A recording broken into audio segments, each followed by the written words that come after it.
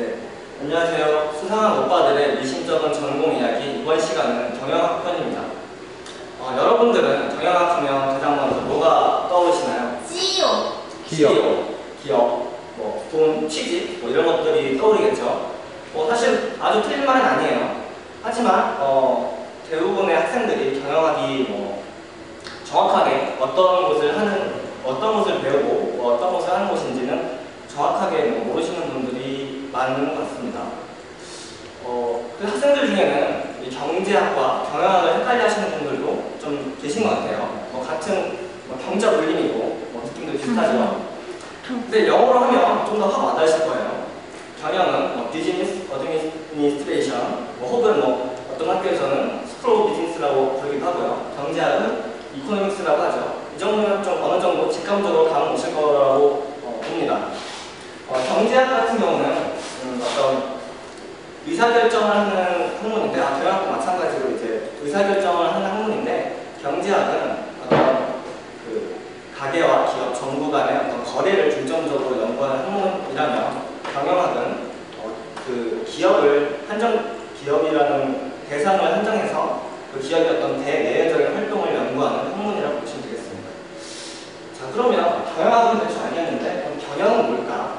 경영은 어떤 기업이 어떤 목표를 효율적으로 달성하기 위해서 계획하고 실행하는 전반적인 과정을 말합니다. 자, 그러면은 이제 대충 알겠는데 경영학에서는 자세하게는 더 뭐를 배울까 궁금해 하실 거예요.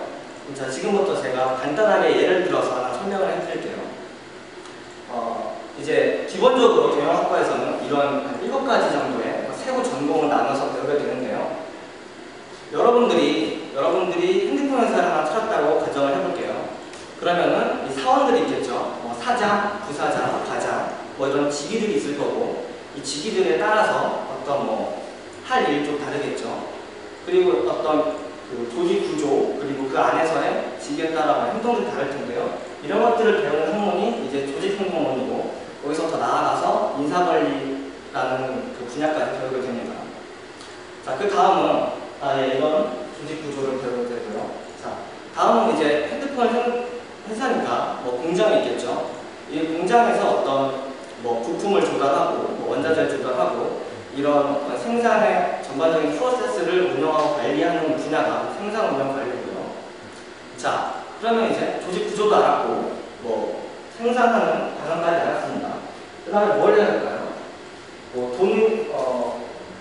돈이 중요하겠죠. 부품을 사고 공장 유지 비용도 들고 직원들의 월급도 주고 이런 어떤 기업의 돈에 관련된 흐름을 배우는 게 재무관리입니다. 또 재무관리랑 비슷하게 회계학이라는 것이 있는데요. 이 회계학은 경영의 언어라고도 할 수 있는 아주 필수적인 요소입니다. 쉽게 생각하면 집에서 어떤 어머니가 가계부를 쓰시는 게 기업에서 어떤 회계라고 볼 수 있는데요. 이 회계 장부를 기록한 것만 봐도 그 기업의 어떤 재무 상태라든지 이 기업이 얼마나 건전한가를 알 수 있는 그런 아주 필수적인 요소입니다. 사실 이 재무와 회계는 어떤 수학적인 요소가 많지 않나고 걱정하시는 분들이 많아요. 그런데 사실 이렇게 크게 걱정할 필요는 없습니다. 시험을 볼 때도 계산을 갖고 들어가도 물론 수학적인 센스나 감각은 어느 정도 필요하겠지만 열심히 공부하신다면 크게 어렵지 않게 배우실 수 있습니다. 자, 그럼 이제 조직 구조도 알았고 생산도 했고 돈까지 자금까지 배웠습니다. 그럼 뭘 해야 될까요? 물건을 팔아야겠죠. 여기서 이제 필요한 게 마케팅입니다. 마케팅은 사실 어떤 제품이 나오고 나서부터의 활동이라고 생각하실 수도 있는데 사실은 제품을 어떤 기획하는 단계부터 필요한 게 마케팅이에요. 어떤 고객이 뭘 원하는가, 고객의 니즈를 어떻게 충족시킬 것인가부터 시작해서 배우는 게 마케팅입니다. 혹시 이 장면 아시나요? 아니요. 광고천지 이태백이라는 드라마인데 여기서 이제 주인공이 짜장면집을 홍보해주기 위해서 분석하는 장면입니다. 여기서 쓰인 이제 방법이 스와트 분석법이라는 건데요.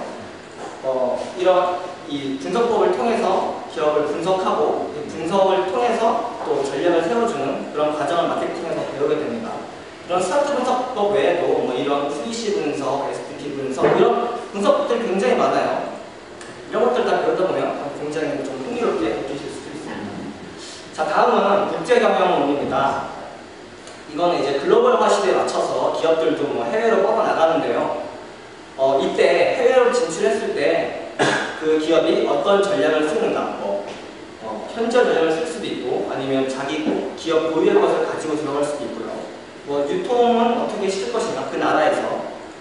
그리고 이제 이런 것들을 배우다 보니까 사례들을 많이 배워요. 그래서 이제 뭐 이런 코닥이나 후지필름 간의 어떤 경쟁 구도에서 코닥이 왜 좀 몰락했고 후지필름이 어떻게 다시 회생했는가부터 이런 것도 배우고요. 또 이런 해외 기업의 사례들뿐만 아니라 이런 우리나라 기업인데 이 헬멧 보이시죠? HDC라는 이 홍신크라운이라는 기업인데 우리나라 기업이지만 또 중소기업이지만 세계 헬멧 시장 점유율 1위를 하고 있는 아주 훌륭한 기업입니다. 뭐 이런 사례들도 뭐 직접 찾아보기도 하고요. 자, 마지막으로 경영정보 시스템입니다. 요즘은 이제 정보화 시대를 넘어서 거의 정보의 홍수의 시대에 살고 있죠. 이렇게 이 정보를 어떻게 찾고 관리하고 다루느냐가 중요한데 이것은 기업에게도 마찬가지입니다. 그래서 기업들이 그 정보를 경영에 활용하는 방법을 다루는 것이 경영정보 시스템인데요. 뭐 이렇게 이런 사례도 있어요. 그 먹는 곳에 연고를 바르는 제품을 제약회사가 내놨는데 포털 사이트에 검색하는 그 기록들을 쭉 살펴보니까 그 제약회사의 제품을 검색한 것보다 그 쇠고기를 붙이는 어떤 민간요법이 더 많이 검색됐다고 해요. 그래서 그걸 보고 이래서 안 되겠구나 해서 전략을 바꿔서 뭐 매출을 다시 상승시키는 뭐 그런 사례도 있고요. 자, 일단 여기까지 이제 이렇게 해서 이렇게 그 7과목이 이런 식으로 그 구조화가 됩니다.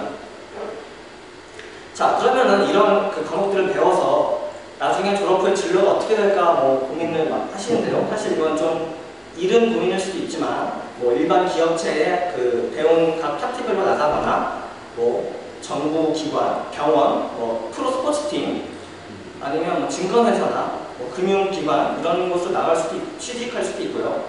취직이 아니고 뭐 회계사나 세무사 뭐 아니면 뭐 건전평가사 이런 전문 자격증을 딸 수도 있습니다.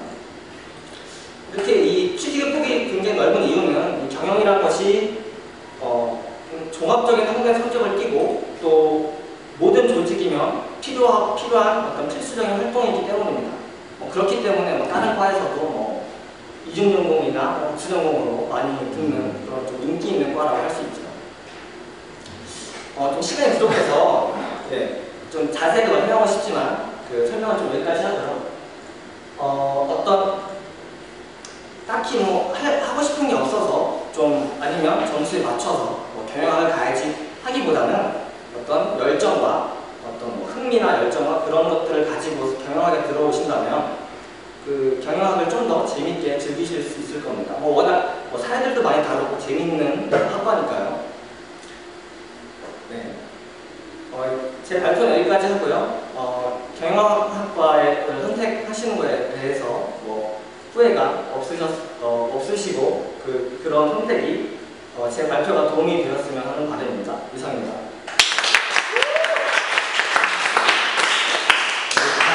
감사스럽고요.